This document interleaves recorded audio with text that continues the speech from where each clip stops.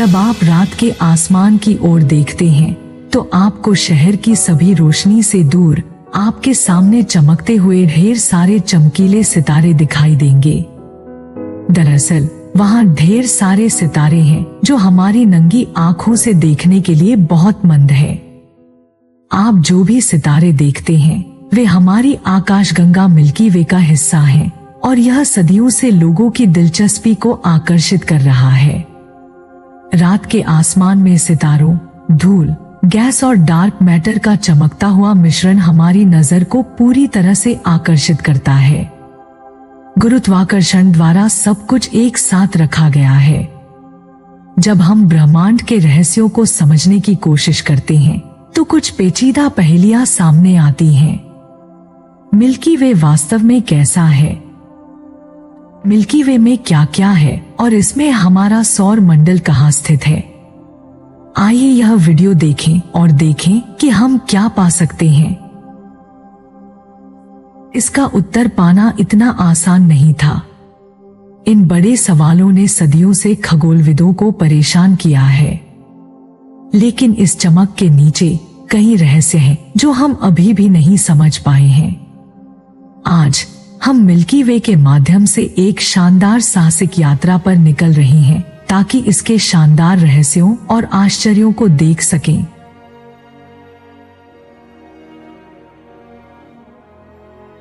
आप शायद हमारे सौर मंडल के बारे में थोड़ा जानते हों।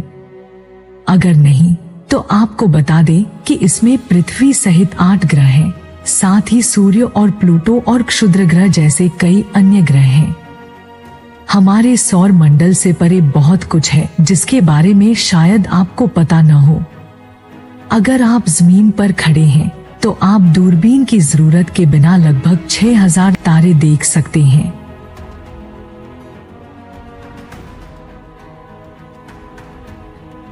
यह बहुत ज्यादा लग सकता है, लेकिन यह वास्तव में बहुत छोटा सा है। वास्तव में वहाँ 20 मिलियन से ज्यादा तारे हैं जिन्हें आप नहीं देख सकते, जो कि आपके द्वारा देखे जा सकने वाले तारों से कहीं ज्यादा हैं।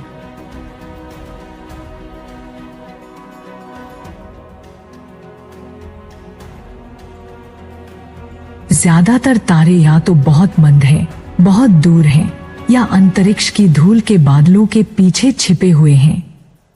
मिल्की वे में बहुत सारे तारे हैं, लेकिन एंड्रोमेडा जैसी अन्य बड़ी आकाशगंगाएं भी हैं। हर आकाशगंगा मूल रूप से विभिन्न बचे हुए तारों, अंतरिक्ष की धूल और तारा प्रणालियों का मिश्रण है। खगोलविदों का मानना है कि ब्रह्मांड में लगभग 100 बिलियन आकाशगंगाएं हो सकती हैं, लेकिन वे पूरी तरह से निश्चित नहीं हैं। आकाशगंगाओं के बीच अंतर आकाशगंगा स्थान है, जो गैस की एक बहुत पतली परत है। यह देखते हुए कि हमारा सौर मंडल कितना विशाल है और यह वहाँ मौजूद अन्य प्रणालियों में से एक है, यह समझ में आता है कि लोग क्यों सोचते हैं कि ब्रह्मांड अधीन हो सकता है। यह वास्तव में हमें दिखाता है कि चीजों की भव्य योजना में भूमि और लोग कितने छोटे हैं। 100 से अधिक वर्षों से वैज्ञानिक रेडियो और एक्सरे दूरबीनों का उपयोग करके इस बारे में जानकारी जुटा रहे हैं कि अंतरतारकीय माध्यम क्या बनाता है। उन्होंने पाया है कि यह छोटे आयनित हाइड्रोजन परमाणुओं, धूल और ब्रह्मांडीय किरणों से बना है जो घने गैस बादलों में लटके रहते हैं, जहां नए तारे बनते हैं। सूर्य की बदौलत हम अभी भी वास्तव में नहीं जानते कि हमारे सौर मंडल के बाहर से देखने पर सभी 8 ग्रह और कुइपर बेल्ट नामक मलबे का एक दूर का घेरा कहाँ है। कुइपर बेल्ट सूर्य से हमसे लगभग 30 से 50 गुना दूर है। एक खगोलीय इकाई पृथ्वी से सूर्य की दूरी के बराबर है। हेलियोस्फीयर सूर्य के वायुमंडल द्वारा बनाए गए एक बड़े सुरक्षात्मक बुलबुले की तरह है जो उनके चारों ओर लिपटा हुआ है।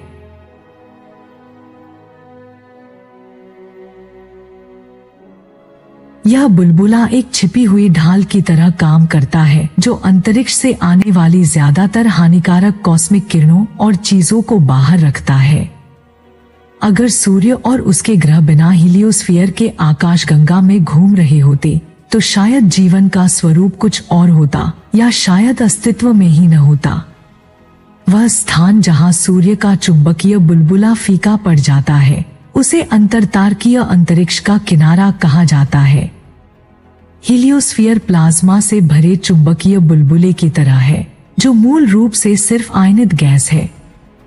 सूर्य का वायुमंडल अपनी चुंबकीय क्षेत्र रेखाओं को फैलाता है और अपने चुंबकीय क्षेत्र और आवेशित कणों को अंतरिक्ष में भेजता है। तारों के बीच के अंतरिक्ष में मौजूद प्लाज्मा हीलियोस्फीयर के किनारे पर धकेलता है, जिससे यह एक जटिल और हमेशा बदलती रहने वाली संरचना बन जाती है। जब सौर वायुमंडल अंतरतारकीय अंतरिक्ष से टकराता है, तो यह अपनी पिछली गति 370 से 430 मील प्रति घंटे तक गिरकर लगभग 62 मील प्रति घंटे की गति से धीमा होने लगता है। इस क्षण को टर्मिनेशन शॉक के रूप में जाना जाता है। हेलियोपोस मूल रूप से हेलियोस्फीयर का बाहरी किनारा है, जहां सौर हवा अंतरतारकीय अंतरिक्ष की विशालता को रास्ता देती है। हेलियोपोस सूर्य से लगभग 11 बिलियन मील या 18 बिलियन किलोमीटर दूर है। इंसानी अंतरिक्ष अन्वेषण की शुरुआत से लेकर अब तक केवल 2 प्रोब्स इंटरस्टेलर स्पेस में, यानी सोलर सिस्टम के बाहर की जगह तक पहुंच पाई हैं। 1977 में लॉन्च होने के बाद वॉयेजर 1 पहला अंतरिक्ष यान को हेलियोपोस तक पहुंचने में 30 साल से ज्यादा का समय लगा, जो एक सीमा है जिसे वैज्ञानिक इंटरस्टेलर स्पेस की शुरुआत मानते हैं। यह एक अद्भुत उपलब्धि थी, जो सूरज के प्रभाव से परे एक माध्यम के जरिए महत्वपूर्ण जानकारी भेजने में सफल रही।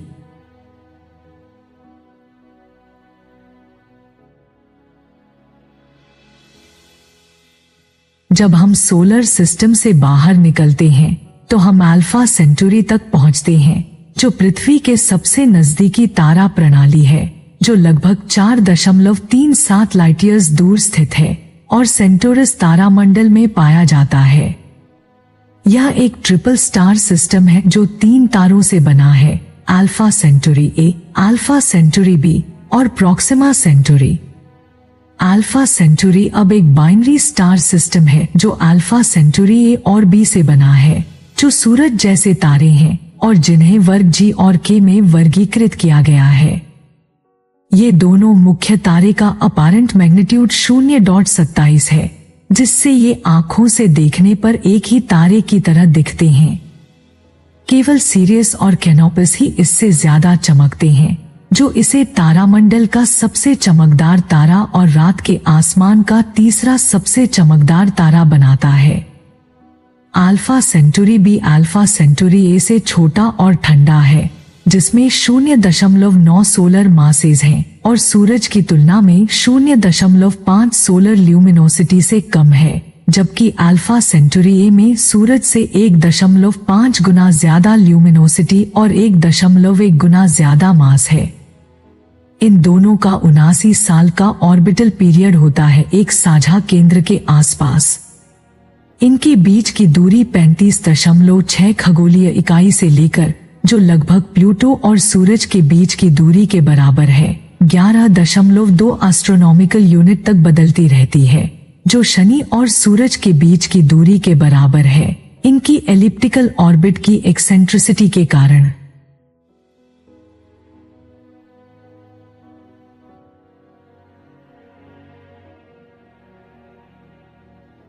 अल्फा सेंटुरी सिस्टम में प्रॉक्सिमा सेंटुरी सबसे नजदीकी तारा है सूरज से, जो लगभग 4.2 लाइट ईयर्स दूर है पृथ्वी से। रॉबर्ट इंग्स, एक स्कॉटिश खगोलविद, ने 1951 में इस तारे की खोज की थी। प्रॉक्सिमा सेंटुरी एक रेड ड्वार्फ तारा है, जो तारों का सबसे आम प्रकार होता है। यह लगभग 7 गुना छोटा है सूरज से और थोड़ा ज्यादा ठंडा है, 3100 केल्विन, जबकि हमारा सूरज 5772 केल्विन है। असल में यह छोटा तारा जुपिटर से केवल 50% बड़ा है। रेड ड्वार्फ तारे बहुत लंबा जीवन जीते हैं, क्योंकि ये अपना हाइड्रोजन ईंधन काफी सघन तरीके से उपयोग करते हैं। प्रॉक्सिमा सेंटुरी अपनी वर्तमान स्थिति में 4 ट्रिलियन साल से ज्यादा तक बना रहेगा, जबकि अल्फा सेंटुरी सिस्टम सेंटोरस तारामंडल में दिखाई देता है। प्रॉक्सिमा सेंटुरी आमतौर पर इंसानी आंखों से देखने लायक नहीं होता। प्रॉक्सिमा सेंटुरी सिस्टम के दूसरे 2 तारों अल्फा सेंटुरी ए और बी के आसपास घूमता है। प्रॉक्सिमा सेंटुरी को ए और बी के आसपास एक ऑर्बिट पूरा करने में 550,000 साल लगते हैं। अपनी अपैरेंट विजुअल मैग्नीट्यूड 11 के साथ प्रॉक्सिमा सेंटुरी इन 3 तारों में सबसे धीमा चमकता है। यह तारा अपने चमक को सूरज से धीमी गति पर निकालता है, जिसमें सूरज की तुलना में केवल 0.17% ल्यूमिनोसिटी होती है। लेकिन प्रॉक्सिमा सेंटुरी को एक फ्लेयर स्टार माना जाता है, जो बड़े-बड़े सोलर फ्लेयर्स के लिए प्रवृत्त होता है। क्योंकि इसका चमक कुछ मिनटों में एक मैग्नीट्यूड से ज्यादा फर्क दिखा सकता है, ये फ्लेयर्स इतने ज्यादा होते हैं कि प्रॉक्सिमा सेंटुरी कभी-कभी इंसानी आंखों से दिखाई देने लगता है। 2019 में मिल्की वे गैलेक्सी में सबसे बड़ा सोलर फ्लेयर प्रॉक्सिमा सेंटुरी ने छोड़ा, जो अल्ट्रावायलेट वेवलेंस में अपनी सामान्य चमक से 14,000 गुना ज्यादा चमक रहा था। जबकि प्रॉक्सिमा सेंटुरी सूरज से ज्यादा लंबा जीवन जिएगा, एक दिन यह भी वैसे ही अंत को प्राप्त करेगा। प्रॉक्सिमा सेंटुरी के पास इतना मास नहीं है कि यह एक न्यूट्रॉन स्टार या ब्लैक होल में तब्दील हो सके जब इसका हाइड्रोजन सप्लाई खत्म हो जाएगा, इसलिए यह एक बर्निंग व्हाइट ड्वार्फ स्टार बनेगा। 2022 तक खगोलविदों ने प्रॉक्सिमा सेंटुरी के आसपास 3 ग्रह खोज लिए हैं, प्रॉक्सिमा बी, सी और डी। ये सबसे नजदीकी ग्रह हैं जो सोलर सिस्टम के बाहर हैं। रेड ड्वार्फ तारे छोटे और ठंडे होते हैं, इसलिए ग्रह इनसे बहुत नजदीक घूमते हैं और फिर भी हैबिटेबल जोन में आते हैं। हैबिटेबल जोन वह रेंज है जहां किसी ग्रह का पानी अगर हो तो लिक्विड रूप में हो और जीवन का समर्थन कर सके। प्रॉक्सिमा सेंटुरी बी 2016 में खोजा गया था और अनुमान है कि इसमें पृथ्वी से लगभग 17% ज्यादा मास है, इसलिए यह एक रॉकी प्लेनेट हो सकता है। प्रॉक्सिमा सेंटुरी बी अब भी प्रॉक्सिमा सेंटुरी के हैबिटेबल जोन में है, जबकि यह अपने तारे से बहुत नजदीक है जितना पृथ्वी सूरज से है। यह प्रॉक्सिमा सेंटुरी के आसपास हर 11 पृथ्वी दिनों में एक ऑर्बिट पूरा करता है और लगभग 0.049 एस्ट्रोनॉमिकल यूनिट दूर है, जो पृथ्वी और सूरज के बीच की दूरी से 20 गुना ज्यादा करीब है।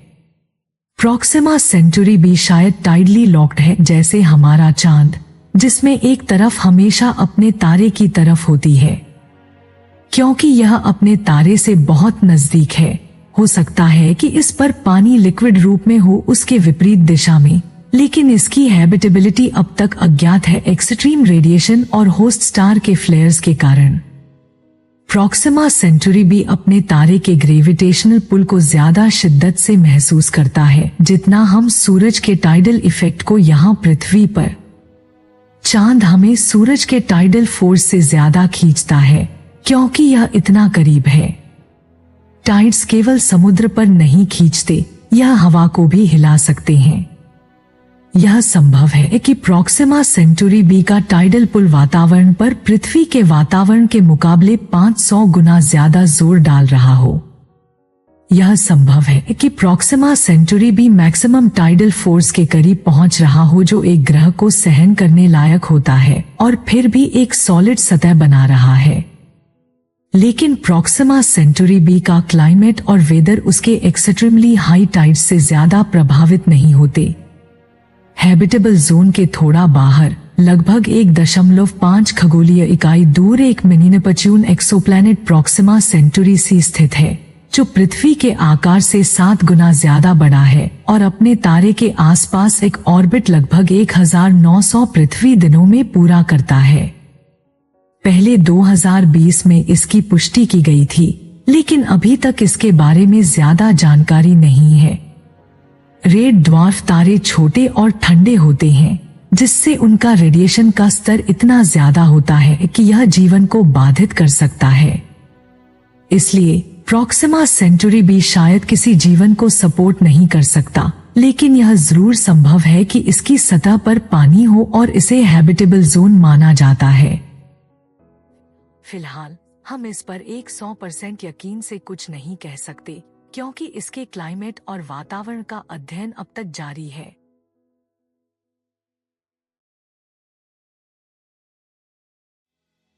अल्फा सेंचुरी प्रणाली में एक नया घर बसाने की हमारी तलाश में सबसे बड़ी चुनौती यह होगी कि इन तीनों तारों तक पहुंचने के लिए दूरी को कैसे पार किया जाए। हालांकि अल्फा सेंचुरी पृथ्वी के सबसे नजदीक का तारा प्रणाली है, फिर भी यह 4 प्रकाश वर्ष से अधिक दूर है। यह लगभग 23.5 ट्रिलियन मील या 37.8 ट्रिलियन किलोमीटर की दूरी है।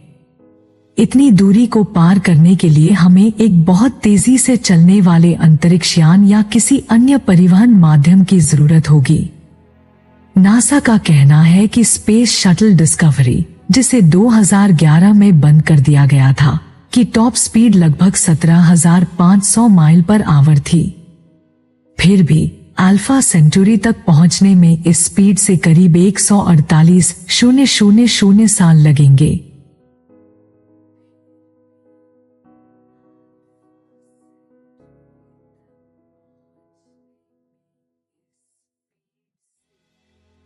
नासा का अनुमान है कि जब ओरियन अंतरिक्षयान, जो आर्टेमिस कार्यक्रम से जुड़ा क्रू कैप्सूल है, लोगों को ले जाने के लिए तैयार हो जाएगा, तो इसकी अधिकतम गति लगभग 20,000 माइल पर आवर होगी। यह प्रॉक्सिमा सेंचुरी तक की यात्रा को ज्यादा कम नहीं करेगा। यह तब भी अगर इनमें से कोई भी वाहन सौरमंडल से बाहर जाने के लिए डिजाइन किया गया होता, बल्कि इन्हें चांद या मंगल जैसे तुलनात्मक रूप से छोटे मिशनों के लिए बनाया गया है। जैसा कि हमने पहले चर्चा की थी, अब तक केवल 2 अंतरिक्षयान ऐसे हैं जो सौर मंडल के बाहर पहुंच पाए हैं, वॉयेजर 1 और 2। 35,000 माइल पर आवर से अधिक की टॉप स्पीड पर भी इन्हें प्रॉक्सिमा सेंचुरी और हमारे सौर मंडल की अनिश्चित सीमा तक पहुंचने में करीब 40,000 साल लगेंगे। इसका मतलब यह है कि इन अंतरिक्षयानों को तारे के पास पहुंचने में लगभग 80,000 साल लगेंगे। आखिरकार प्रकाश को अल्फा सेंचुरी तक पहुंचने में 4 साल से अधिक समय लगता है। एक अंतरिक्षयान को एक दूर के तारे तक एक पीढ़ी के भीतर पहुंचने के लिए काफी छोटा और रोबोटिक होना होगा, और इसे अपनी गति बढ़ाने के लिए एक जबरदस्त ऊर्जा बढ़त की जरूरत होगी, और यही ब्रेक थ्रू स्टारशॉट परियोजना के पीछे का मूल विचार है। एक लाइट सेल से लैस नैनोक्राफ्ट स्टारशिप बनाकर जो पृथ्वी की कक्षा में भेजा जाएगा, उस मदरशिप से छोटे प्रॉप्स को एक एक करके रिलीज किया जाएगा, जो फिर पृथ्वी पर स्थित लेजर एरे के बीम का सहारा लेकर आगे बढ़ेगा। लेकिन सबसे बड़ा चुनौती है पृथ्वी का वायुमंडल, जो लेजर और आने वाली रोशनी को विकृत करता है और अंतरिक्षयान को आगे बढ़ाने के लिए आवश्यक बल प्रदान करने में मुश्किल पैदा करता है। ज्यादा पावरफुल लेजर पृथ्वी पर अंतरिक्षयान पर नजर बनाए रख सकते हैं, क्योंकि छोटे लेजर जो सैटेलाइट्स पर लगे होंगे वास्तविक समय में वायुमंडलीय प्रभावों का मूल्यांकन करेंगे। किसी भी समय अंतरिक्षयान को भेजने के लिए 100 गीगावाट पावर की जरूरत है, जो पूरे यूएस की बिजली उपयोग के बराबर है, लेकिन लेजर को पूरी शक्ति पर बस 10 मिनट तक चलाना होगा। स्टारशॉट टीम ने 100 मिलियन लेजर का उपयोग करने का योजना बनाया है, जो 1 स्क्वायर किलोमीटर के क्षेत्र में पावर वितरित करेगा। स्टारशॉट टीम अंतरिक्ष अन्वेषण की सीमाओं को आगे बढ़ाने के लिए प्रतिबद्ध है। जब लेजर बंद हो जाएंगे तो ऑब्जेक्ट अंतरिक्ष में लगभग 20% प्रकाश की गति, जो 130 मिलियन माइल पर आवर या 216 मिलियन किलोमीटर पर आवर से ज्यादा होगी, पर दौड़ रहा होगा। थोड़ा ज्यादा 10 मीटर के डायामीटर के अंतरिक्षयान को अल्फा सेंचुरी पहुंचने में लगभग 22 साल लगेंगे, लेकिन सूर्य के गुरुत्वाकर्षण खिंचाव और इंटरस्टेलर मलबे की वजह से यह गति धीमी हो सकती है। अगर अंतरिक्षयान अल्फा सेंचुरी तक पहुंच भी जाए तो सिग्नल को पृथ्वी तक पहुंचने में 4 साल और लगेंगे। अल्फा सेंचुरी पृथ्वी की तरफ धीरे धीरे बढ़ रहा है, लेकिन यह फिलहाल कोई तात्कालिक चिंता का कारण नहीं है। 2024 तक अल्फा सेंचुरी और पृथ्वी के बीच की दूरी लगभग 3.26 प्रकाश वर्ष है। यह अपनी सबसे नजदीकी स्थिति में 29,700 एडी में होगा, जब यह लगभग 3 प्रकाश वर्ष दूर होगा। एक इंसान के जीवन काल के दौरान यह धीमी दूरी का बदलाव पृथ्वी या सौर मंडल पर कोई दिखने योग्य प्रभाव नहीं डालेगा।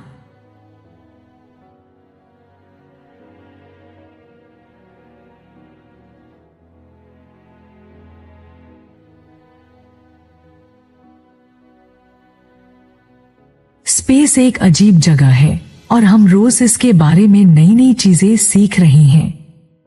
अल्फा सेंचुरी को पीछे छोड़ते हुए अब हम बर्नार्ड स्टार की तरफ बढ़ते हैं, जो सूरज के बाद दूसरा सबसे नजदीक तारा है।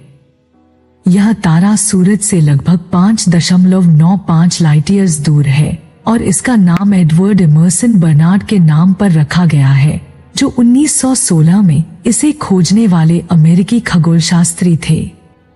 बर्नार्ड स्टार की उम्र लगभग 11 से 12 अरब साल है, जो सूरज के लगभग 2 गुना है, और यह मिल्की वे के एक थिक डिस्क सदस्य होने की संभावना है।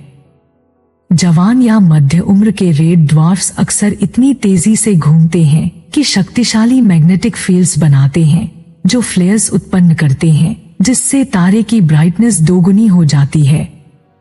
लेकिन बर्नार्ड स्टार इतनी पुराना है कि यह व्यवहार नहीं दिखाता। 17 जुलाई 1998 को नासा के गॉडर्ड स्पेस फ्लाइट सेंटर में डायन सोन और उनकी टीम ने बर्नार्ड स्टार से एक फ्लेयर खोजा। यह फ्लेयर तब देखा गया जब विलियम कोचरन, जो यूनिवर्सिटी ऑफ टेक्सास ऑस्टिन के हैं, मैकडोनल्ड ऑब्जर्वेटरी में 2.7 मीटर टेलीस्कोप का उपयोग करते हुए इस तारे के स्पेक्ट्रा को रिकॉर्ड कर रहे थे। कोचरन को बर्नार्ड स्टार के ऑर्बिट में प्लैनेट्स ढूंढने की उम्मीद थी, लेकिन इसके बजाय उन्होंने स्पेक्ट्रम में एमिशन लाइंस देखी जो दर्शाती थी कि शायद तारा फ्लेयर कर रहा था। 4 साल बाद कोचरन की टीम ने पुष्टि की कि तारे का हॉट ब्लू फ्लेयर जवान रेड ड्वार्फ्स के फ्लेयर जैसा था। अपनी पुरानी उम्र के बावजूद फ्लेयर का तापमान कम से कम 8000 केल्विन था, जो कि तारे के सामान्य 3100 केल्विन से अधिक था। जैसे जैसे बर्नार्ड स्टार हमारे पास आ रहा है, इसका दूरी हमसे हर सदी में 0.036 लाइट ईयर्स कम हो रही है और यह 108 किमी सेकंड 67 मील सेकंड की तेजी से चल रहा है। 11,800 एडी तक यह सूरज से सिर्फ 3.85 लाइट ईयर्स दूर होगा। प्रॉपर मोशन के मामले में बर्नार्ड स्टार सबसे तेजी से घूमने वाला तारा है जो धरती के आसमान में दिखता है, जिसका प्रॉपर मोशन लगभग 10.4 आर्क सेकंड प्रति वर्ष है, जो हर 180 साल में चांद के व्यास के बराबर होता है। इसलिए और इसके नजदीक होने की वजह से बर्नार्ड स्टार एक आदर्श लक्ष्य है एक्सोप्लैनेट खोजने के लिए। इसके मोशन में फर्क, जो ऑर्बिटिंग प्लैनेट्स की वजह से हो सकता है, ज्यादा आसानी से नोटिस किया जा सकता है। 2018 में बर्नार्ड स्टार के ऑर्बिट में एक प्लैनेट खोजा गया। यह प्लैनेट तारे से लगभग 60 मिलियन किमी 37 मिलियन मील दूर है और इसका ऑर्बिट 233 दिन का है और इसका मास जमीन का कम से कम 3.2 गुना है। हालांकि यह हैबिटेबल जोन में नहीं है तारे की कम ब्राइटनेस के कारण, और इस पर जो भी पानी होगा वह शायद जम चुका होगा।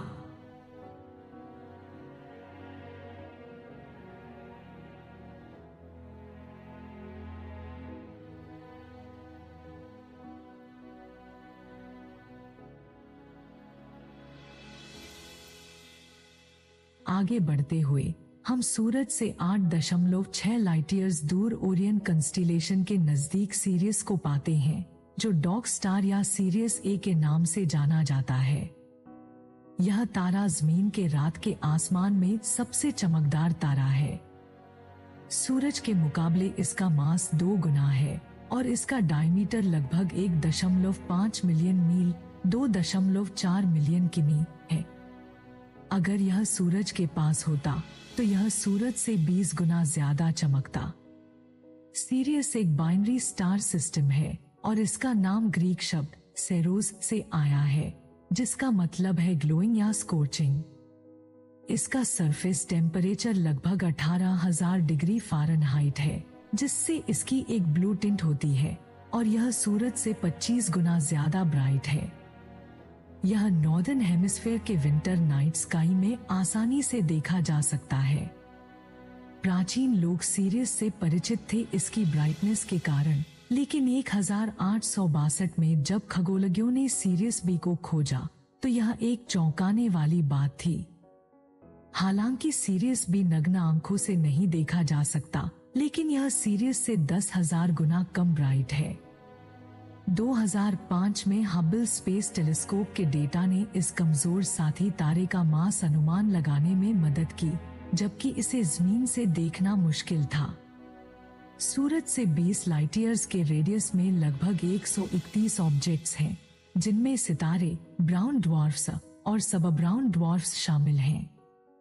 इनमें से सिर्फ 22 सितारे इतने ब्राइट हैं कि बिना टेलीस्कोप के देखे जा सकते हैं, जिनका विजिबल लाइट कम से कम 6.5 एपेरेंट मैग्नीट्यूड का होता है, जो मानव आंख के लिए फेंटेस्ट विजिबल है। इन 131 ऑब्जेक्ट्स में 994 स्टेलर सिस्टम्स आइडेंटिफाई किए गए हैं।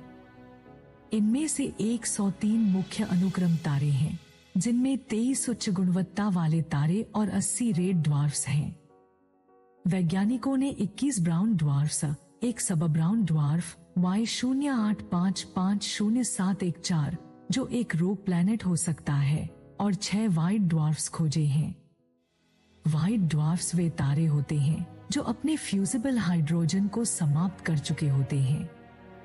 शल्स स्टार, एक रेड ड्वार्फ उम्मीदवार और एक साथी ब्राउन ड्वार्फ लगभग 70,000 साल पहले ओट क्लाउड के किनारे से गुजर चुका था।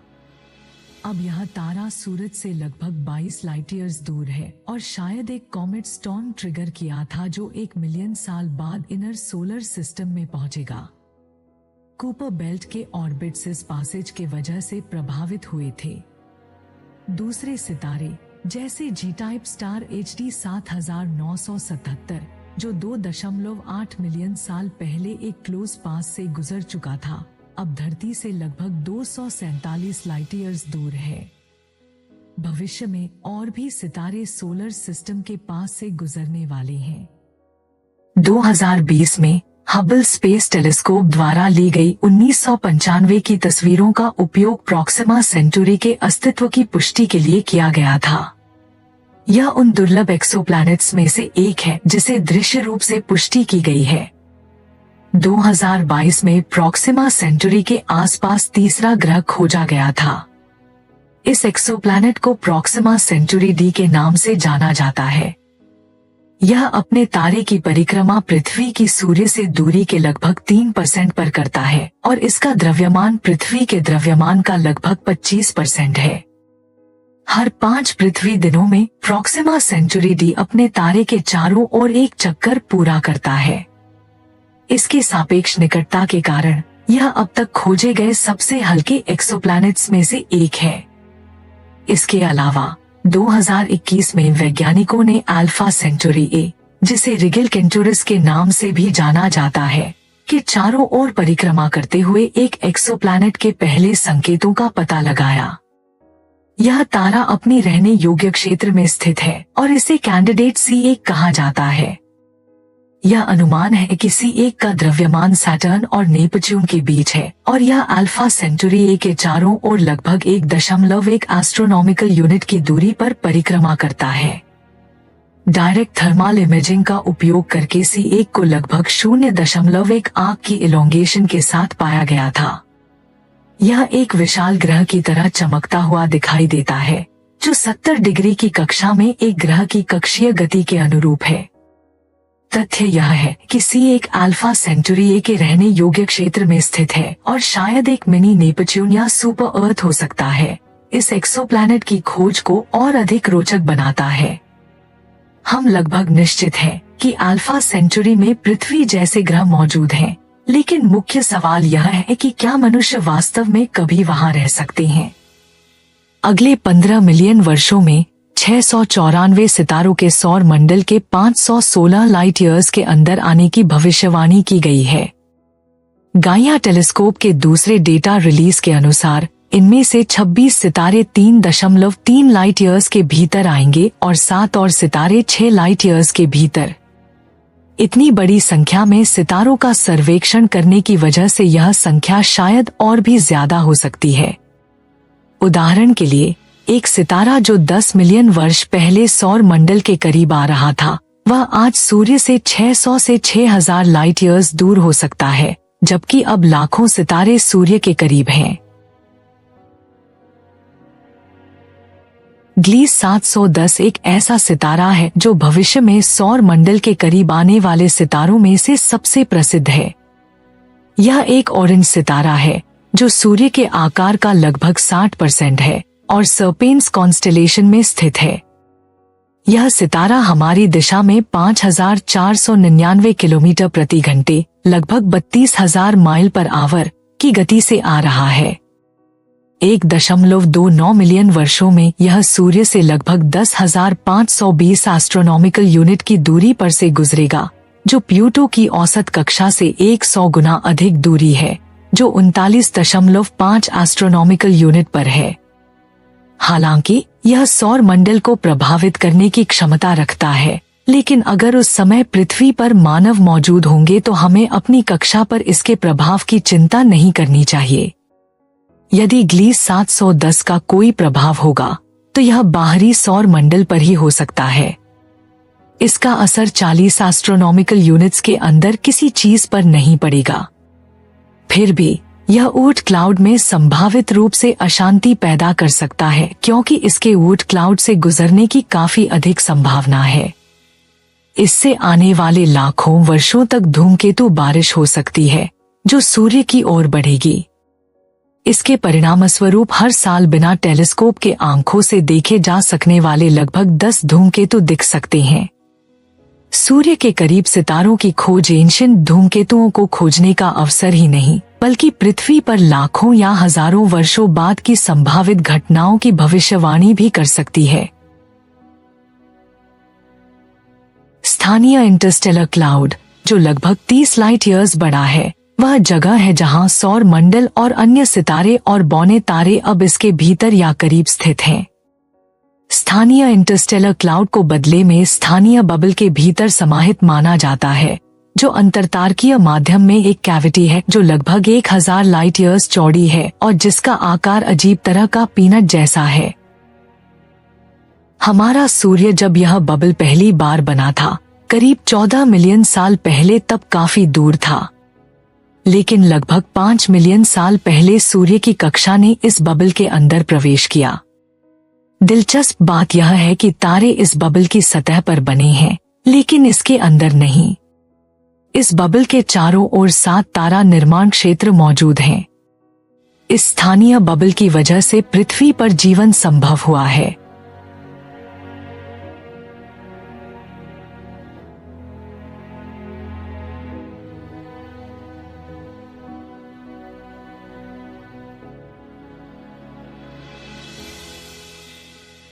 जब हम और आगे जाएंगे तो हम ओरियन कॉन्स्टेलेशन तक पहुंचेंगे, जो पृथ्वी से लगभग 1344 लाइट ईयर्स दूर है। एक लाइट ईयर वह दूरी है जिसे लाइट एक वर्ष में तय करती है, जो लगभग 6 ट्रिलियन माइल्स या 10 ट्रिलियन किलोमीटर्स होती है। ओरियन कॉन्स्टेलेशन 88 आधुनिक कॉन्स्टेलेशंस में से एक है और इसका नाम ग्रीक मिथोलॉजी के अनुसार रखा गया है। इसमें 60 से अधिक सितारे शामिल हैं। इनमें से एक प्रमुख सितारा है बेटेल्जियस, जो एक रेड सुपर जायंट स्टार है और यह लगभग 650 लाइट ईयर्स दूर स्थित है। यह ज्ञात सबसे बड़े सितारों में से एक है, जिसका डायमीटर लगभग 767 मिलियन माइल्स या 1.2 बिलियन किलोमीटर्स है। यह सूर्य से लगभग 700 गुना बड़ा है और इसका मास सूर्य के मास से 10 से 20 गुना अधिक है। क्योंकि बेटेल्जियस के कोर में 300 वर्षों से कम ईंधन बचा है, इस पर दुनिया भर में यह चर्चा हो रही है कि यह विस्फोट करेगा या नहीं। जब यह अपने अंतिम बचे हुए ईंधन को जला देगा तो इसका कोर ब्लैक होल में बदल जाएगा और इसके आउटर लेयर्स 25,000 मीटर्स पर सेकंड या 40,000 किलोमीटर्स पर सेकंड की गति से बाहर फटेंगे। खगोलविद इस ब्लेजिंग अंत को सुपरनोवा एक्सप्लोजन कहते हैं और बिटेल्जियस के मामले में यह पृथ्वी पर देखने वालों के लिए एक अद्भुत दृश्य होगा। इन गैस और धूल की परतें हमारे आकाश में कई हफ्तों तक चमकेंगी, जिसकी चमक फुल मून के बराबर होगी। क्योंकि यह तारा पृथ्वी से केवल 650 लाइट ईयर्स दूर है, तो इसका विस्फोट बेहद नजदीक दिखाई देगा। हालांकि अधिकांश खगोलविद यह नहीं मानते कि बिटेल्जियस अभी विस्फोट के लिए तैयार है। उनका मानना है कि यह अगले 1,00,000 वर्षों के भीतर या कॉस्मिक समय के अनुसार जल्दी में विस्फोट करेगा, लेकिन इंसानी समय के अनुसार अभी नहीं।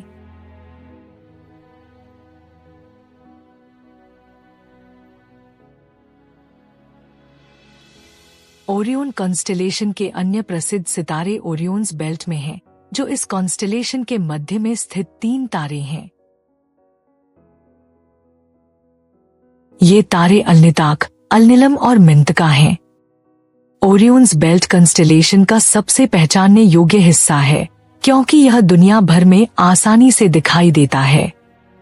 ये तीनों सुपर जायंट स्टार्स सूर्य की तुलना में हजारों या दसियों हजारों गुना ज्यादा चमकदार हैं और कई गुना बड़े हैं। भले ही यह तारे आकाश में एक दूसरे के पास दिखते हैं, लेकिन वास्तव में वे एक दूसरे से लाइट ईयर्स दूर हैं।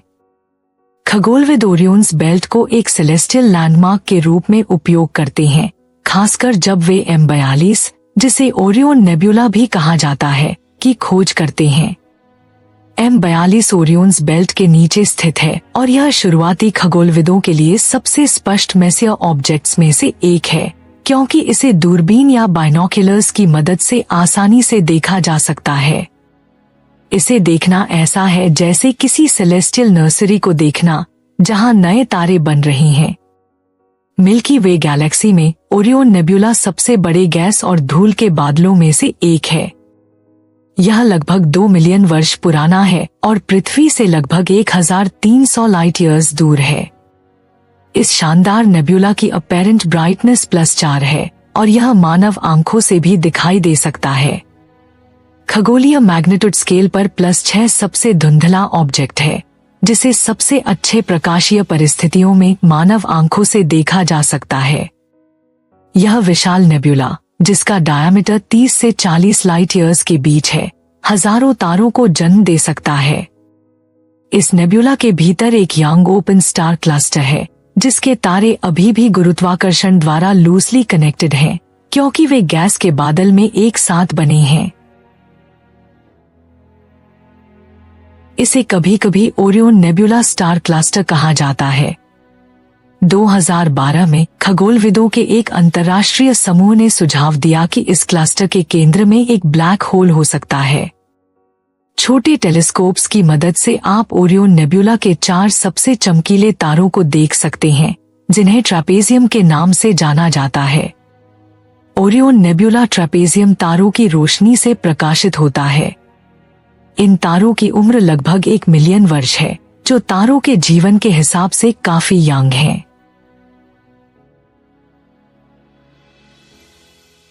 पिछले साल जेम्स वेब स्पेस टेलीस्कोप द्वारा ओरियन नेब्यूला की इंफ्रारेड इमेज ली गई थी, जिसमें धूल, तारे और बादलों का विस्फोट रेड, पर्पल और ब्लू रंगों में डार्क स्पेस की पृष्ठभूमि में दिखाई दे रहा था।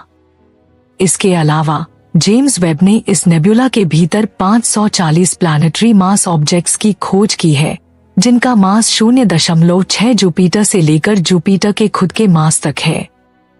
इन प्लैनेटरी मास ऑब्जेक्ट्स में सबसे दिलचस्प हैं जुपिटर मास बाइनरी ऑब्जेक्ट्स, जो एक साथ ऑर्बिट करने वाले 2 अलग अलग ऑब्जेक्ट्स नहीं हैं।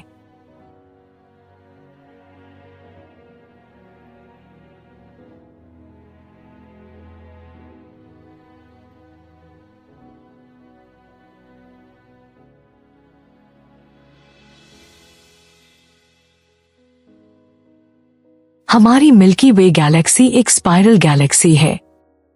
एक स्पाइरल गैलेक्सी एक ऐसी गैलेक्सी होती है जो एक सपाट घूर्णन डिस्क जैसी दिखती है, जिसके केंद्र में एक उभार होता है और उससे स्पाइरल आर्म्स बाहर की ओर फैले होते हैं।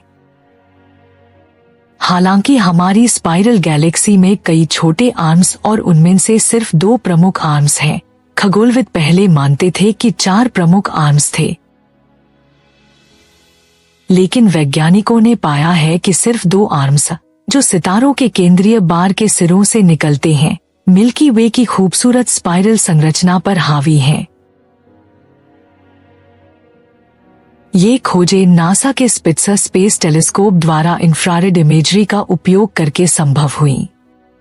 गैलेक्सी के 2 प्रमुख आर्म्स, स्क्यूटम सेंटोरस और पर्सियस, एक मोटे केंद्रीय बार के सिरों पर दिखाई देते हैं, जबकि नॉर्मा और सगिटेरियस, जो अब छोटे आर्म्स के रूप में माने जाते हैं, प्रमुख आर्म्स के बीच स्थित हैं और उतने स्पष्ट नहीं हैं। हालांकि छोटे आर्म्स मुख्य रूप से गैस और उन क्षेत्रों से बने होते हैं जहां तारे बन रहे होते हैं। प्रमुख आर्म्स में युवा और पुराने दोनों प्रकार के तारों की सबसे बड़ी घनत्व पाई जाती है। रेडियो खगोलविद बड़े टेलीस्कोप का उपयोग करके उन हाइड्रोजन बादलों की गतियों का अध्ययन करते हैं जो आर्म्स का पता लगाते हैं। पर्सियस आर्म में एक स्पाइरल विस्तार है और इसकी लंबाई 60,000 लाइट ईयर्स से अधिक है और चौड़ाई 1000 लाइट ईयर्स है।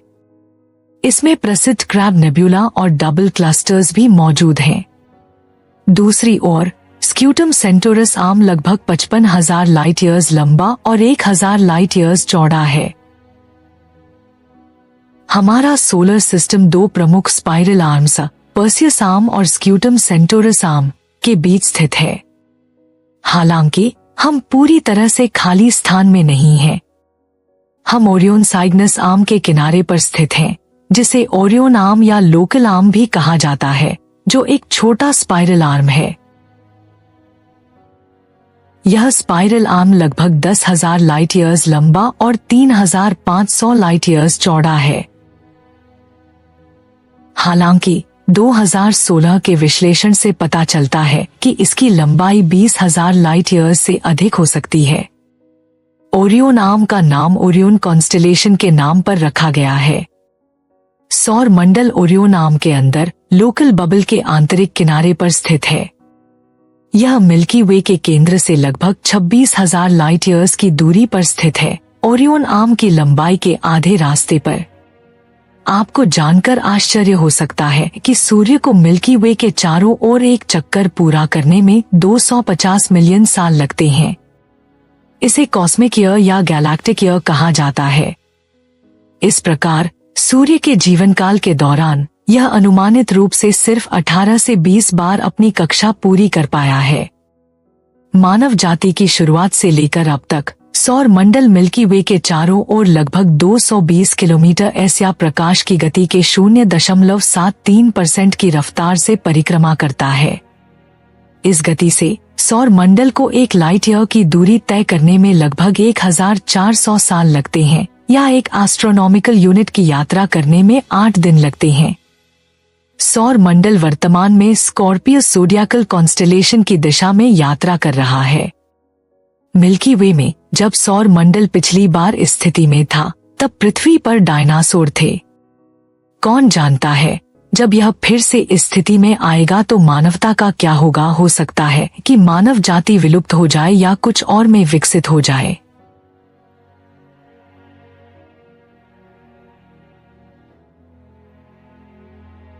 हमारा गैलेक्सी में स्थान महत्वपूर्ण है क्योंकि ऐसा लगता है कि गैलेक्सीज में भी हैबिटेबल जोन्स होते हैं, जैसे प्लैनेटरी सिस्टम्स में होते हैं।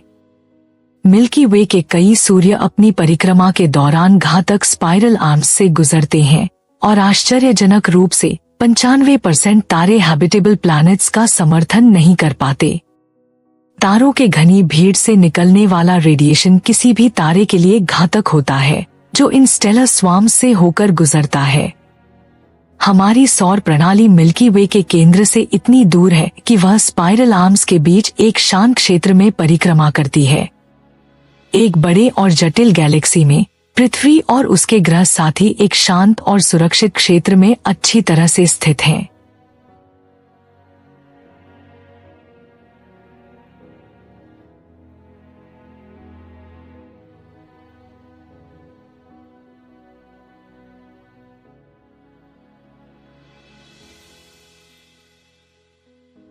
जैसे जैसे हम हमारी मिल्की वे गैलेक्सी के केंद्र की ओर बढ़ते हैं, जो पृथ्वी से लगभग 9500 लाइट ईयर्स दूर स्कॉटम कॉन्स्टेलेशन में स्थित है, हम युवा स्कूटी तक पहुंचते हैं। इसे ज्ञात सबसे बड़े तारों में से एक माना जाता है, जिसका रेडियस लगभग 1.18 बिलियन किलोमीटर है, जो सूर्य के रेडियस से 1700 गुना बड़ा है।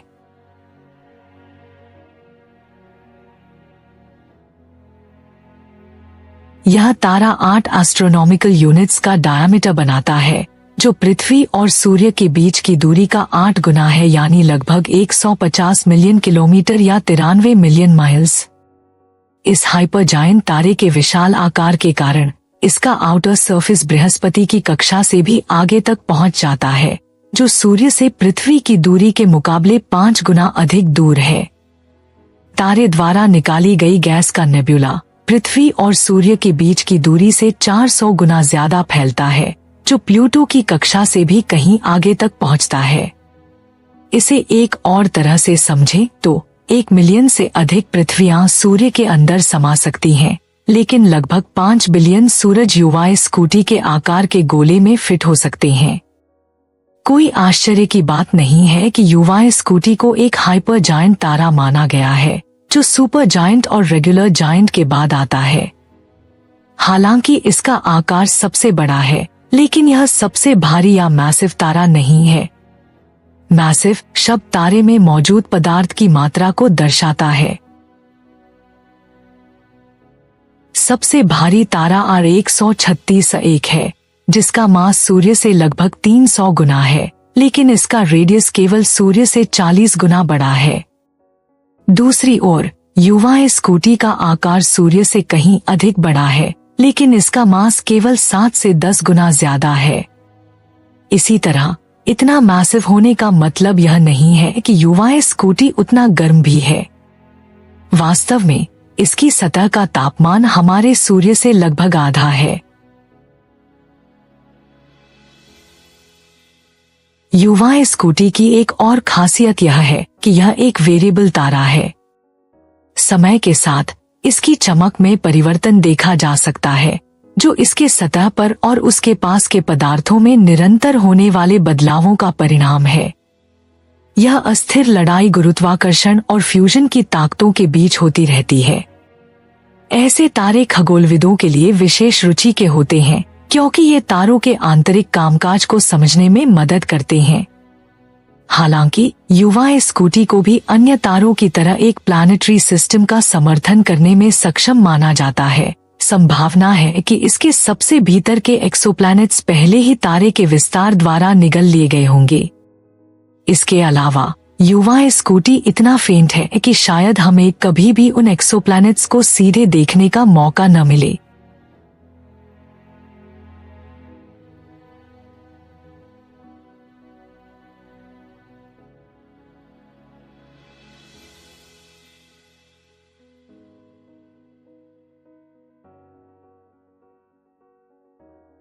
जैसे ही हम अपनी मिल्की वे गैलेक्सी के केंद्र की ओर बढ़ते हैं, जो लगभग 26,000 लाइट ईयर्स दूर है, हम एक रहस्यमयी खगोलीय वस्तु सगिटेरियस ए को देखते हैं।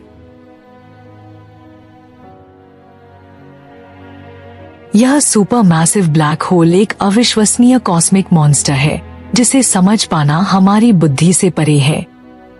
सगिटेरियस ए कोई साधारण ब्लैक होल नहीं है। इसका अनुमानित मास हमारे सूर्य के मास से 4.3 मिलियन गुना अधिक है।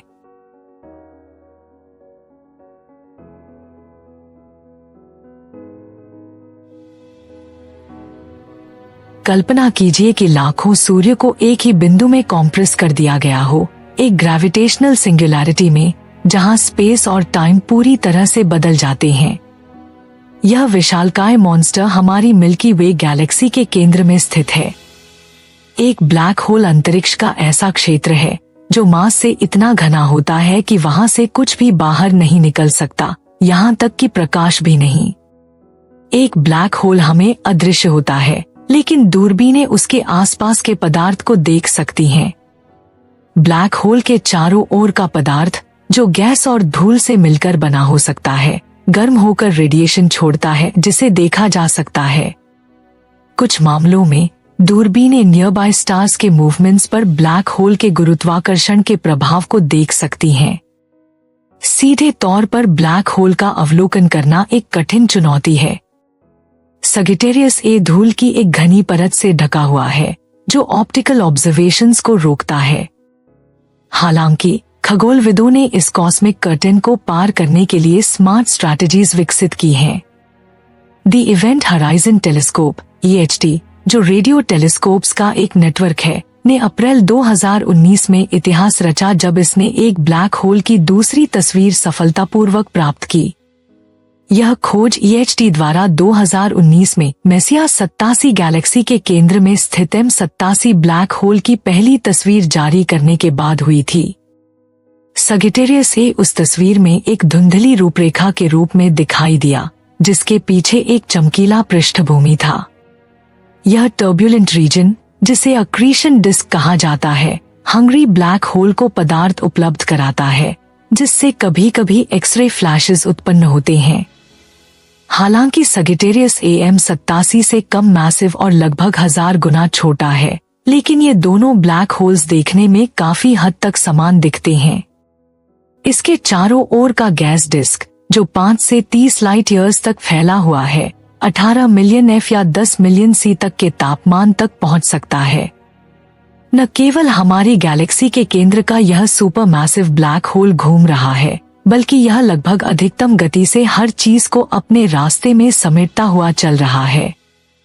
भौतिकविद नासा के चंद्रा एक्सरे ऑब्जर्वेटरी का उपयोग करके उस पदार्थ के एक्सरेज और रेडियो वेव्स का अध्ययन करते हैं जो बाहर निकल रहा है, ताकि इस सुपर मैसिव ब्लैक होल की घूर्णी गति को माप सकें। एक ब्लैक होल की स्पिन स्पीड को ए अक्षर द्वारा प्रदर्शित किया जाता है और यह 0 से 1 तक होती है, जहां एक किसी ब्लैक होल की अधिकतम रोटेशनल स्पीड को दर्शाता है।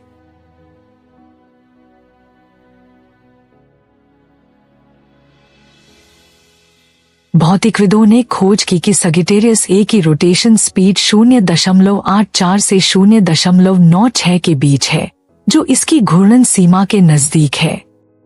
अन्य खगोलीय पिंडों से ब्लैक होल्स की स्पिन अलग होती है। ब्लैक होल्स वास्तव में स्पेस-टाइम के क्षेत्र होते हैं जिनकी आउटर बाउंड्री को इवेंट हराइजन कहा जाता है, जिसके पार कोई भी प्रकाश नहीं निकल सकता। प्लैनेट, तारे और एस्टेरॉइड्स जैसे पिंड ठोस होते हैं जिनकी भौतिक सतह होती है, लेकिन ब्लैक होल्स का ऐसा कोई सरफेस नहीं होता।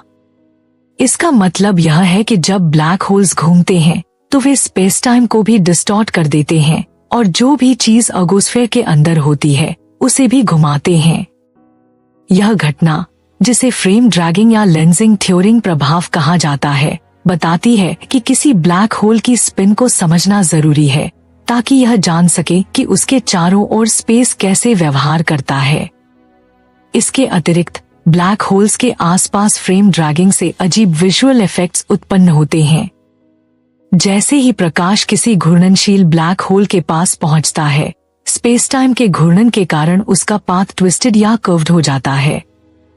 यह एक प्रक्रिया है जिसे ग्रेविटेशनल लेंसिंग कहा जाता है, जहां घूर्णनशील ब्लैक होल का गुरुत्वाकर्षण बल प्रकाश के रास्ते को मोड़ देता है।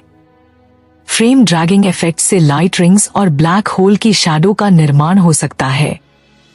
ये उन उदाहरणों में से कुछ हैं जहां ब्लैक होल के गुरुत्वाकर्षण प्रभाव में प्रकाश प्रभावित होता है। ब्लैक होल की अधिकतम गति इस बात पर निर्भर करती है कि वह कैसे पदार्थ पर फीड करता है और इस प्रकार वह कैसे बढ़ता है। जब पदार्थ ब्लैक होल में गिरता है तो यह ब्लैक होल की स्पिन को बढ़ा देता है, लेकिन इसकी एंगुलर मोमेंटम की एक सीमा होती है। ब्लैक होल का मास भी एक और कारक होता है। अधिक मैसिव ब्लैक होल्स का गुरुत्वाकर्षण आकर्षण मजबूत होता है, जिससे उन्हें घुमाना कठिन हो जाता है। यही कारण हो सकता है कि M87 गैलेक्सी के केंद्र में तेजी से फीड करने वाला सुपर मैसिव ब्लैक होल, जिसे पहली बार कैमरे में कैद किया गया था, 0.89 से 0.91 के बीच की गति से घूम रहा है, जबकि इसका मास 6.5 बिलियन सन्स के बराबर है। दूसरी ओर सगिटेरियस ए, जिसका मास लगभग 4.5 मिलियन सन्स के बराबर है, 0.84 से 0.96 की गति से घूम रहा है। लेकिन जल्द ही कुछ अजीब हुआ। इस ब्लैक होल पर शोध करते समय कुछ वैज्ञानिकों का मानना था कि सगिटेरियस ए वास्तव में ब्लैक होल नहीं हो सकता। इसके बजाय यह डार्क मैटर का एक विशालकाय जमावड़ा हो सकता है। कल्पना कीजिए, अदृश्य पदार्थ का एक डार्क पूल जो हमारी गैलेक्सी की संरचना का आधार बनाता है। हालांकि सगिटेरियस ए को व्यापक रूप से ब्लैक होल माना जाता है, लेकिन इसे अभी तक सीधे तौर पर पुष्टि नहीं की गई है। सगिटेरियस मिल्की वे गैलेक्सी के कोर में एक अत्यधिक चमकदार रेडियो एमिटर है। खगोल विज्ञान समुदाय को एक जटिल समस्या का सामना करना पड़ा जब G2 नामक एक गैलेक्सी क्लाउड सगिटेरियस ए के बहुत करीब आ गया। यह G2 गैस बादल बिना किसी नोटेबल बदलाव के ड्रिफ्ट करता रहा, जबकि सुपर मैसिव ब्लैक होल को इसे खींचकर नष्ट कर देना चाहिए था। सगिटेरियस ए और G2 गैस बादल के बीच हुए इंटरैक्शन ने दिखाया कि G2 साधारण गैस बादल नहीं था। वैज्ञानिकों ने समझाया कि कम से कम 2 घटक होने चाहिए थे, जिससे बादल ब्लैक होल के इतना करीब से गुजरने के बावजूद नष्ट नहीं हुआ। एस्ट्रोनॉमर्स को यह चिंता हो सकती है कि सगिटेरियस ए वास्तव में ब्लैक होल नहीं है। वैज्ञानिकों ने हमारी गैलेक्सी का एक सिमुलेशन बनाया ताकि यह जान सके कि क्या मिल्की वे का सेंटर वास्तव में डार्क मैटर से बना हो सकता है। सिमुलेशन में मिल्की वे गैलेक्सी का व्यवहार लगभग उसी तरह बना रहा जैसा कि सगिटेरियस ए के आसपास के तारों के साथ होता है।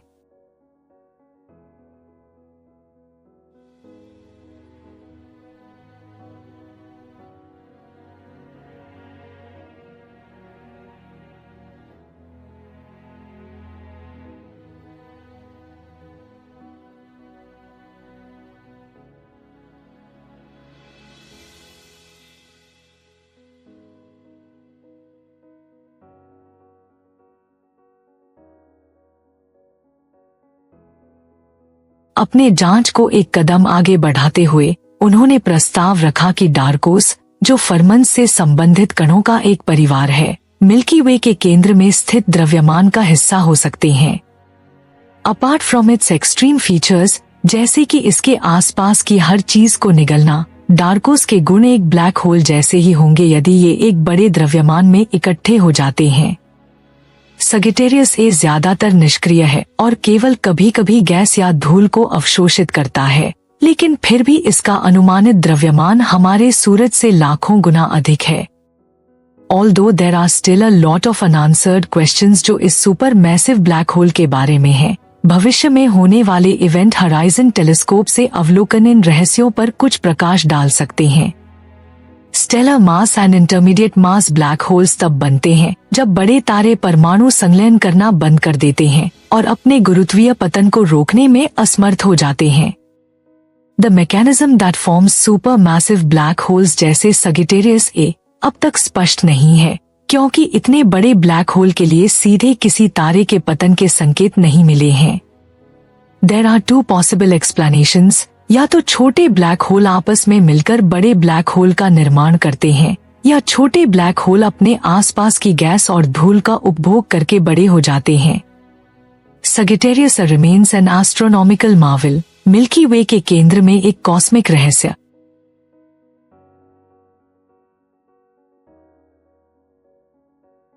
As our understanding deepens, हम अपनी आकाशगंगा की संरचना के और रहस्यों को उजागर करते जा रहे हैं। 1970 में अमेरिकी खगोलशास्त्री हालो शैप्ली ने पहली बार आकाशगंगा के आकार का सटीक माप प्रस्तुत किया। उन्होंने यह माप ग्लोब्यूलर क्लस्टर्स के स्थानिक वितरण को निर्धारित करके किया। पहले यह माना जाता था कि आकाशगंगा एक छोटा कॉम्पैक्ट सिस्टम है, लेकिन शैप्ली ने यह खोजा कि आकाशगंगा विशाल है और सूर्य इसका केंद्र नहीं, बल्कि उसके किनारे के पास स्थित है। उन्होंने यह मानते हुए कि ग्लोब्यूलर क्लस्टर्स आकाशगंगा के चारों ओर होते हैं, आकाशगंगा का व्यास लगभग 1 लाख लाइट ईयर्स या 600,000 ट्रिलियन मील होने का अनुमान लगाया।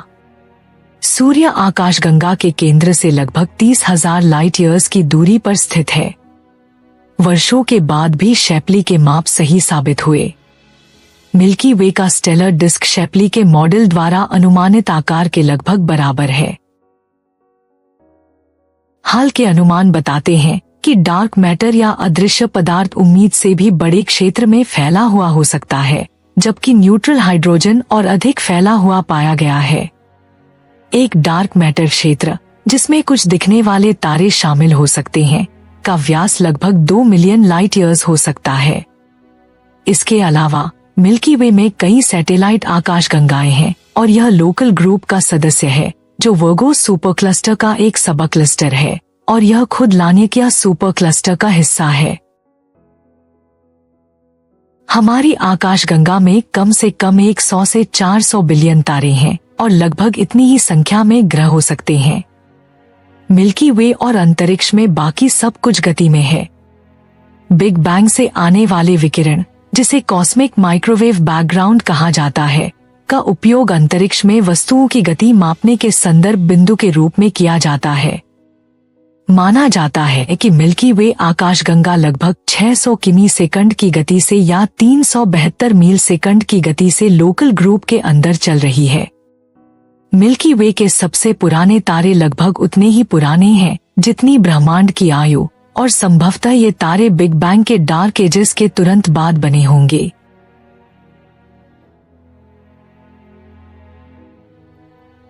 गैलेक्टिक न्यूक्लियस वह स्थान है जहां कई प्रकार की गतिविधियां होती हैं, जो ब्लैक होल द्वारा संचालित होती हैं।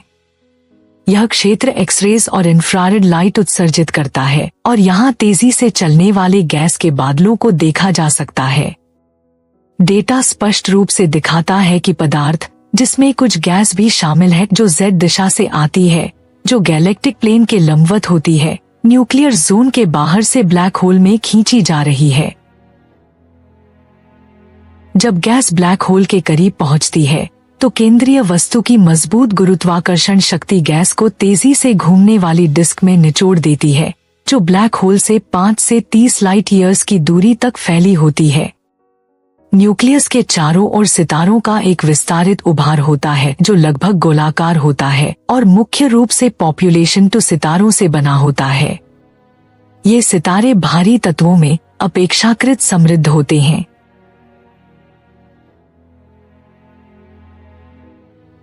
किसी तारे की मेटालिसिटी या उसके संगठन में हीलियम से भारी तत्वों की मात्रा सितारों को 3 प्रमुख समूहों में विभाजित करती है।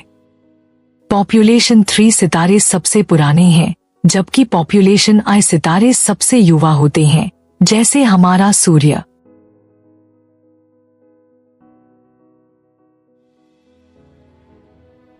आकाशगंगा के डिस्क वाले भाग में पॉपुलेशन I सितारे होते हैं, जिनकी उम्र 0 से 10 बिलियन साल के बीच होती है।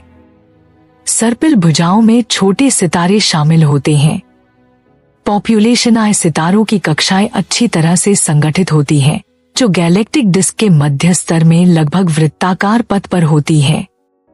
युवा तारों के क्लस्टर्स, जो पॉपुलेशन I के होते हैं, उन्हें ओपन क्लस्टर्स कहा जाता है क्योंकि ये तारे ढीले ढंग से बंधे होते हैं। पुराने केंद्रित ग्लोबुलर क्लस्टर्स की तुलना में पॉपुलेशन I सितारों में भारी तत्वों की अधिक मात्रा होती है।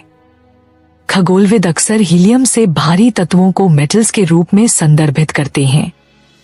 सबसे पुराने पॉपुलेशन I सितारों की कक्षाएं थोड़ी अंडाकार होती हैं, जो उन्हें डिस्क के प्लेन से 3000 लाइट ईयर्स तक दूर ले जा सकती हैं। इनकी मेटल की प्रचुरता सूर्य की तुलना में 0.1 गुना होती है। पॉपुलेशन टू सितारे स्फेरॉइडल कंपोनेंट, स्टेलर हेलो और उभार में निवास करते हैं। इनका द्रव्यमान 0.8 सोलर मास से कम या बराबर होता है, क्योंकि ये पुराने होते हैं और इनकी उम्र 10 से 13 बिलियन साल तक होती है। इनकी कक्षाएं अधिक रैंडम होती हैं और पॉपुलेशन I की तुलना में अत्यधिक अंडाकार होती हैं। एक यूनिट के रूप में स्फेरॉइडल कंपोनेंट में बहुत कम कुल घूर्णन होता है। पॉपुलेशन टू सितारों से ग्लोबुलर क्लस्टर्स बनते हैं। ग्लोबुलर क्लस्टर्स का उपयोग आकाशगंगा के केंद्र को खोजने के लिए किया गया था, क्योंकि ये मधुमक्खियों की तरह केंद्र के चारों ओर मंडराते हैं। दूसरी ओर पॉपुलेशन 3 सितारों को अभी तक सीधे नहीं देखा गया है। माना जाता है कि इनमें लगभग कोई भारी तत्व नहीं होते। यह तारे माने जाते हैं कि ये प्रारंभिक ब्रह्मांड में बने थे, बिग बैंग के तुरंत बाद। वे बेहद बड़े और गर्म होते थे और अपनी ऊर्जा बहुत तेजी से जलाते थे, हाइड्रोजन और हीलियम को भारी तत्वों में बदलते थे। जब ये मरते थे तो सुपरनोवा के रूप में विस्फोट करते थे और इन तत्वों को आसपास की जगह में फैला देते थे। ये तारे संभवतः पहले भारी तत्वों को बनाते थे जो बाद में बने सितारों का हिस्सा बन गए। इन्हें पहले आकाशगंगाओं के निर्माण में महत्वपूर्ण भूमिका निभाते हुए माना जाता है। कई ग्लोब्यूलर क्लस्टर्स संबंधित सितारों के साथ मिलते हैं और ये तारे तथा क्लस्टर्स न्यूक्लियस के लगभग रेडियल ऑर्बिट्स में घूमते हैं। हमारी आकाशगंगा के चारों ओर एक विशाल गर्म गैस का हेलो है जिसका व्यास सैकड़ों हजारों लाइट ईयर्स तक फैला हुआ है। हेलो एक गोलाकार बादल होता है जो आकाशगंगा को घेरता है। हेलो का द्रव्यमान माना जाता है कि मिल्की वे के सभी सितारों के कुल द्रव्यमान के बराबर होता है। खगोलविदों ने प्रस्तावित किया है कि मिल्की वे के हेलो में 2 पॉपुलेशन के तारे शामिल हैं। पेरानो ऑब्जर्वेटरी की खोजों के अनुसार अंदरूनी हेलो में सितारे 11.5 बिलियन साल पुराने होते हैं। बाहरी हेलो में छोटे गैलेक्टिक सिस्टम्स के स्टारी घटक शामिल होते हैं। हेलो में स्थित तारे पुराने होते हैं और इनका मेटल कंटेंट मिल्की वे के डिस्क में मौजूद अधिकांश सितारों की तुलना में कम होता है। हेलो में गैस और डार्क मैटर भी होते हैं। यह हेलो उन 2 आकाशगंगाओं के प्रमाण है जो अरबों साल पहले आपस में टकराईं और यह दर्शाता है कि मिल्की वे की उत्पत्ति एक डायनामिक स्टोरी है। मिल्की वे के स्टेलर हेलो में खगोलविदों ने 200 से अधिक दूरस्थ परिवर्ती तारे पाए हैं जिन्हें लीरा स्टार्स कहा जाता है। ये तारे महत्वपूर्ण स्टैंडर्ड कैंडल्स के रूप में कार्य करते हैं जिनका उपयोग खगोलीय दूरी को मापने के लिए किया जाता है और इन्हें अक्सर ग्लोब्यूलर क्लस्टर्स में पाया जाता है। पृथ्वी से सबसे दूर का तारा लगभग 1 मिलियन लाइट ईयर्स दूर है, जो एंड्रोमेडा की दूरी का लगभग आधा है। हमारी आकाशगंगा के लगभग 90% पदार्थ को डार्क मैटर कहा जाता है, जो इंसानी आंखों से अदृश्य होता है। सितारे मिल्की वे के शेष 10 से 15% दृश्यमान पदार्थ का निर्माण करते हैं, जो मुख्य रूप से गैस और धूल से बना होता है। मिल्की वे की घूर्णन की सिम्युलेशंस ने दिखाया है कि यह विशाल डार्क मैटर एक अदृश्य हेलो का निर्माण करता है। यदि डार्क मैटर मौजूद नहीं होता तो मिल्की वे के भीतर के तारे जितनी तेज गति से घूमते हैं उससे बहुत धीमी गति से घूमते।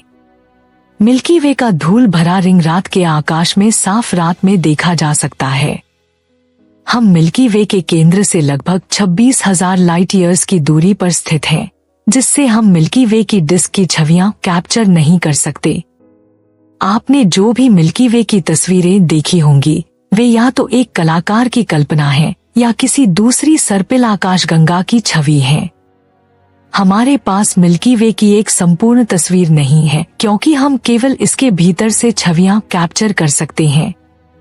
तो हम क्यों मानते हैं कि यह एक बार्ड सर्पिल आकाशगंगा है? इसके कई सुराग हैं। मिल्की वे के आकार के पहले संकेत उस चमकदार तारों की पट्टी से आते हैं जो रात के अंधेरे आकाश में फैली होती है। यह तारों की पट्टी नग्न आंखों से देखी जा सकती है। यह पट्टी उन तारों की डिस्क को देखने से आती है जो मिल्की वे का निर्माण करती है और यह बताती है कि हमारी आकाशगंगा मूल रूप से फ्लैट है। कई टेलीस्कोप जो पृथ्वी पर और अंतरिक्ष में हैं, ने मिल्की वे की डिस्क की तस्वीरें खींची हैं। विभिन्न दिशाओं में चित्रों की एक श्रृंखला खींचकर, जिसे आपके फोन या कैमरे से एक पैनोरमिक फोटो बनाने जैसा है। एक बैंड में तारों की एकाग्रता इस बात का प्रमाण जोड़ती है कि मिल्की वे एक सर्पिल आकाशगंगा है। अगर हम एक अंडाकार आकाशगंगा में रहते तो हम अपने आकाशगंगा के तारों को पूरे आकाश में फैले हुए देखते, न कि एक पट्टी में।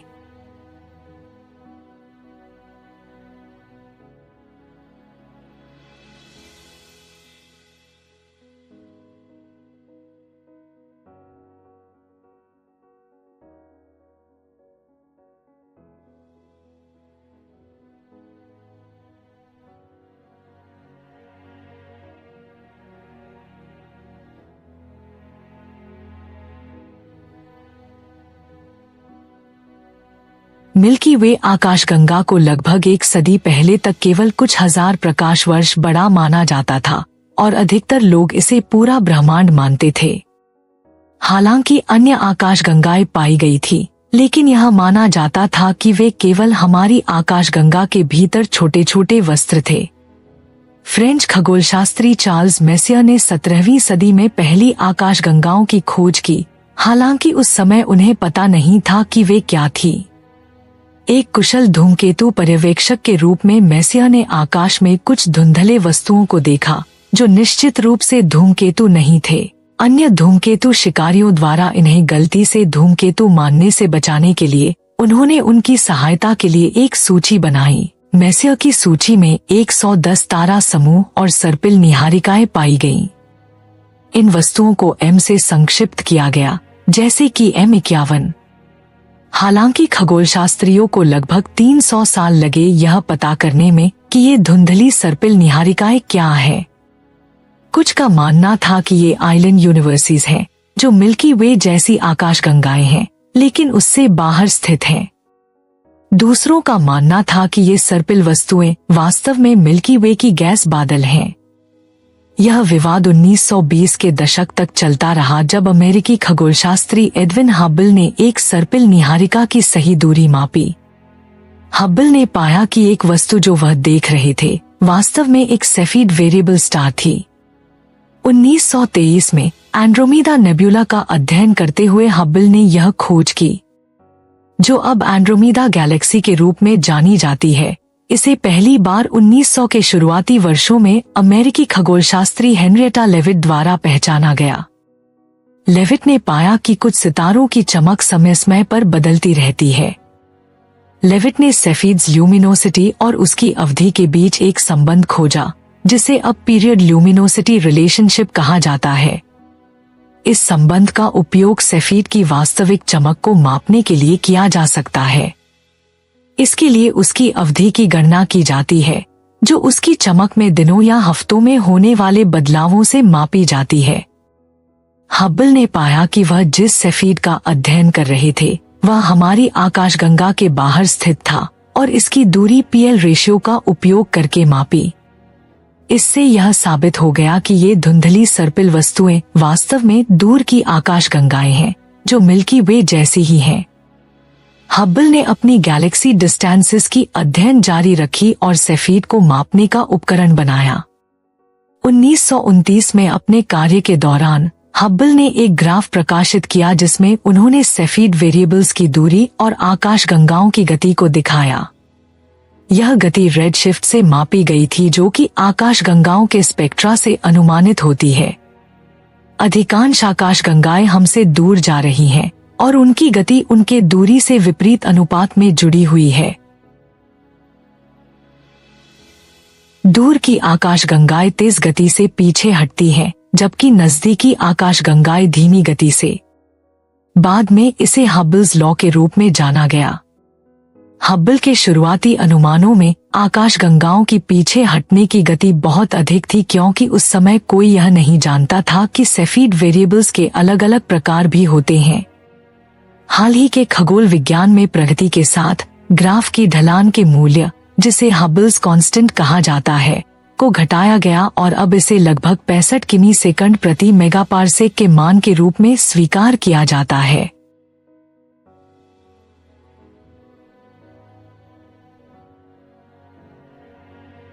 ब्रह्मांड में खरबों आकाशगंगाएं हैं और प्रत्येक आकाशगंगा में सैकड़ों अरबों सितारे पाए जा सकते हैं।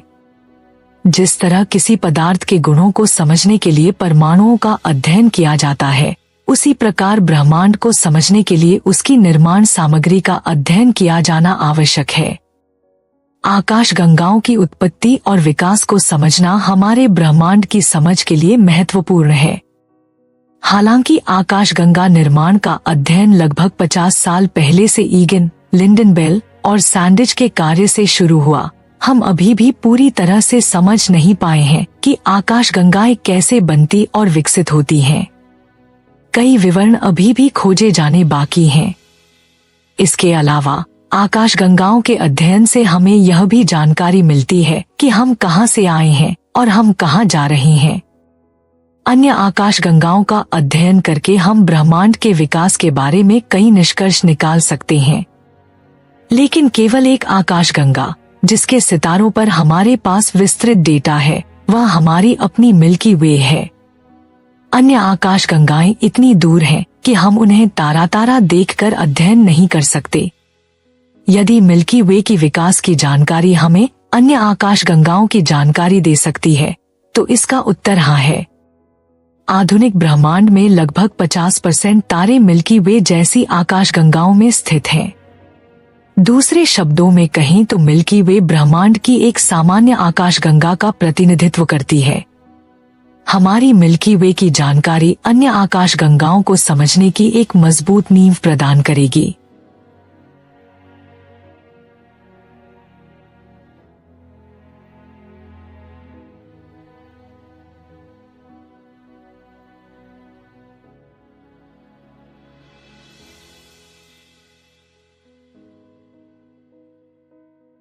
बिग बैंग के थोड़ी ही देर बाद, जो लगभग 13.61 अरब साल पहले हुआ, मिल्की वे एक या अधिक छोटे ओवरडेंसिटीज के रूप में उभरी जो ब्रह्मांड के मास वितरण में थी। इनमें से कुछ ओवरडेंसिटीज ग्लोबुलर क्लस्टर के बीच बने, जिनमें से सबसे पुराने बचे हुए तारे मिल्की वे में बने। यह संभव है कि मिल्की वे में लगभग आधा सामग्री दूर स्थित अन्य आकाशगंगाओं से आई हो। अब ये तारा समूह और व्यक्तिगत तारे मिल्की वे के स्टेलर हेलो का हिस्सा हैं। मिल्की वे का मास एक बिंदु पर पहुंच गया जहां यह तेजी से घूमने लगी, और यह पहला तारा बनने के कुछ अरब वर्षों बाद ही हुआ। कोणीय जड़त्व संरक्षण कंजर्वेशन ऑफ एंगुलर मोमेंटम के कारण गैसीय अंतरतारकीय माध्यम एक डिस्क में संकुचित हो गया। इसलिए बाद की पीढ़ियों के तारे इस सर्पिल डिस्क में बने। अपने इतिहास के दौरान मिल्की वे ने कई आकाशगंगाओं को निगल लिया, जिससे इसकी वर्तमान आकार और रूप बना। पिछले 12 अरब वर्षों में मिल्की वे ने 1 दर्जन से अधिक आकाशगंगाओं को निगल लिया है। ब्रह्मांडीय सिमुलेशनों के अनुसार यह लगभग 11 अरब साल पहले एक विशाल आकाशगंगा, जिसे क्रैकन कहा जाता है, के साथ विलीन हो गई थी।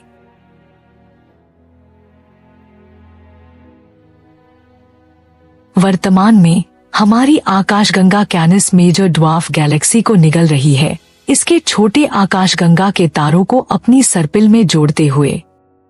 वर्तमान में मिल्की वे लगभग 250,000 मील प्रति घंटे की गति से एंड्रोमीदा आकाशगंगा की ओर बढ़ रही है।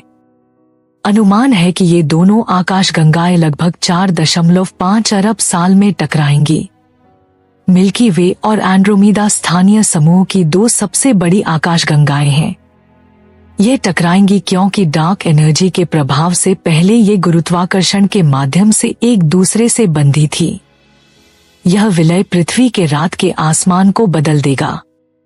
मिल्की वे एक ऐसे बिंदु के चारों ओर घूम रही है जो लगभग इसके और एंड्रोमीदा आकाशगंगा के बीच में है। भले ही यह विश्वास करना मुश्किल है, विशेषज्ञों का मानना है कि हमारा सौर मंडल शायद इस भयंकर घटना से बच जाएगा। चूंकि आकाशगंगाएं मुख्य रूप से खाली जगहों से बनी होती हैं, यह टकराव हमारे सौर मंडल पर ज्यादा प्रभाव नहीं डालेगा। भले ही दोनों आकाशगंगाओं में लगभग 100 अरब तारे हों, वे एक दूसरे से बहुत दूर हैं। वर्तमान में एंड्रोमीदा पृथ्वी से 2.5 मिलियन प्रकाश वर्ष दूर स्थित है। जैसे हवा में फेंकी गई गेंद तेजी से गिरती है, वैसे ही एंड्रोमीदा मिल्की वे की बढ़ती गुरुत्वाकर्षण खिंचाव से तेजी से निकट आ रही है। मात्र 4 अरब वर्षों में मिल्की वे और एंड्रोमीदा एक दूसरे को खींच और फाड़कर अलग अलग कर देंगे। इसके बाद केवल दोनों आकाशगंगाओं के ढांचे का अवशेष बचेगा। यह तब तक चलता रहेगा जब तक समय समाप्त नहीं होता, जब तक कि दोनों आकाशगंगाओं के केंद्रीय सुपरमासिव ब्लैक होल्स इतने पास नहीं आ जाते कि टकराकर एक हो जाएं।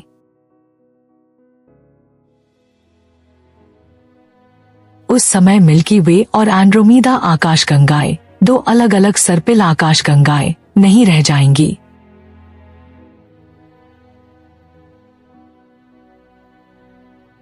हमारा सौर मंडल एक पूरी तरह से नई श्रेणी की आकाशगंगा, जिसे इलिप्टिकल गैलेक्सी कहते हैं, में अपना घर पाएगा।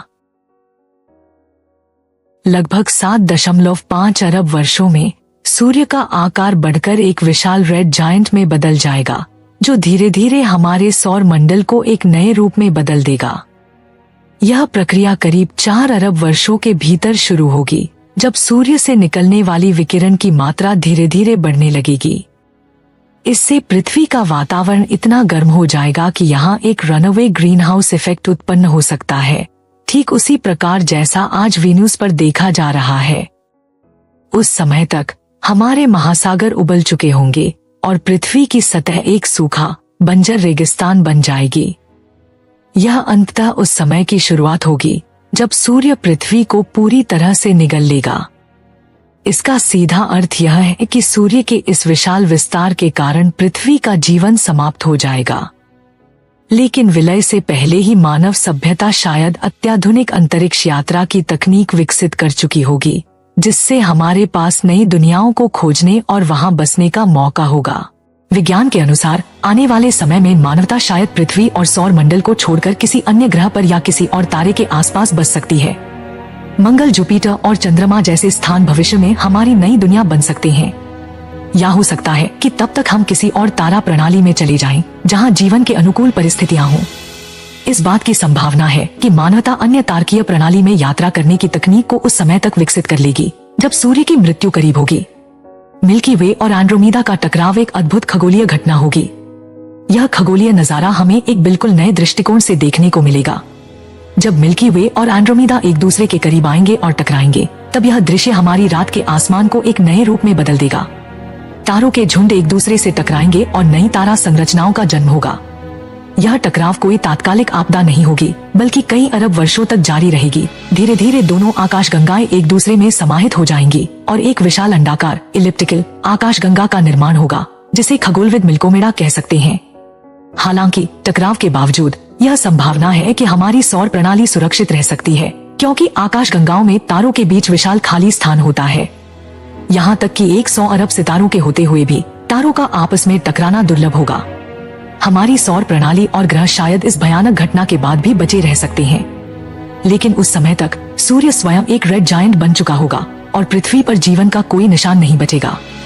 अगर हम उस समय तक ब्रह्मांडीय यात्रा में सक्षम हो गए होंगे, तो हम एक नई दुनिया में होंगे, एक नई सभ्यता के साथ, और हम शायद दूर से मिल्की वे और एंड्रोमेडा का अद्भुत नजारा देख रहे होंगे। जब हम इस अद्वितीय दृश्य को देखेंगे, तो हमें यह महसूस होगा कि हमारा अस्तित्व ब्रह्मांड के विशाल पैमाने में कितना छोटा और अस्थायी है। हम तारों की धूल से बने हैं, जो इस असीम ब्रह्मांड की कहानी को देख रहे हैं। अरबों वर्षों की इस यात्रा में हम साधारण रसायनों से बने जीवों ने इस विशाल ब्रह्मांड को समझने की कोशिश की है, और अब हम इस अंधेरे, रहस्यमयी और अंतहीन अंतरिक्ष में खड़े होकर इसकी अनकही कहानियों के बारे में सोचते हैं। यह न केवल हमें हमारी अस्थिरता और अस्थायीता का एहसास दिलाता है, बल्कि हमें ब्रह्मांड की महानता और उसकी अनंत संभावनाओं के प्रति आश्चर्यचकित करता है।